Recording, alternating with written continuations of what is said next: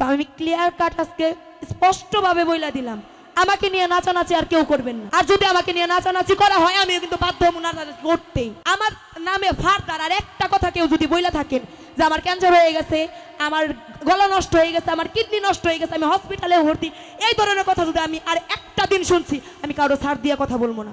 যখন আমি স্টেজ শুরু করি তখনই বলার দরকার ছিল। তো অনেক কথা শুনতেছি আমি ইদানিং, যেটা হচ্ছে মির্জাপুর বা গাজীপুরের দিকে কিছুদিন আগে একটা মনে হয় গান হয়েছে, আমি সেটা সঠিক জানি না। তো সেইখানে কিছু মানুষ বলছে আমার নাকি ক্যান্সার হয়েছে বা আমার নাকি কিডনি নষ্ট হয়ে গেছে, আমি নাকি গান করি না বা আমার দল নাই, আমি কিছু করতেছি না, আমি বাসায় বসে আছি। যদি কারো এত বুকের পাটা থাকে আমার সামনে আইসা কইস, যদি কারো বলার ইচ্ছা থাকে আমার সামনে এসে বলতো। পিছন থেকে কেন, পিছন থেকে ছুরি কেন মারো?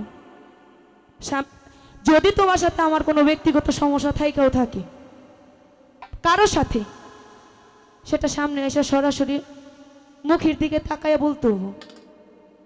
পিছন থেকে কেন, আড়াল থেকে কেন? এতই সাহস থাকে সামনে এসে বলতে হবে। কিছু শিল্পী আমাকে ঠেক দেয় কেন? শিল্পী কি কারো কাউলা করা, কারো দলিল করা?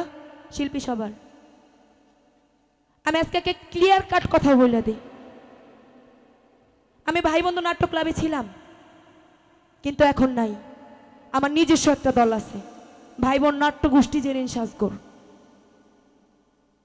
তো অযথায় আমার নামে কেউ আমার নাম ভাঙায়া গান ধরবেন না। যদি গান ধরার সাহস থাকে বা আপনাদের গান করার ইচ্ছা থাকে, নিজেদের যে শিল্পীগুলো আছে সেই শিল্পীগুলোর কথা বইলা গান ধরবেন, অযথায় আমাকে নিয়ে টানাটানি করবেন না।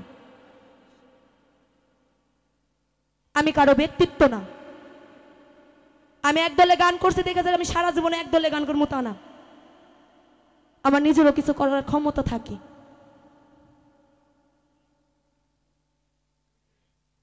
তো আমি ক্লিয়ার কাট আজকে স্পষ্টভাবে বইলা দিলাম, আমাকে নিয়ে নাচানাচি আর কেউ করবেন না।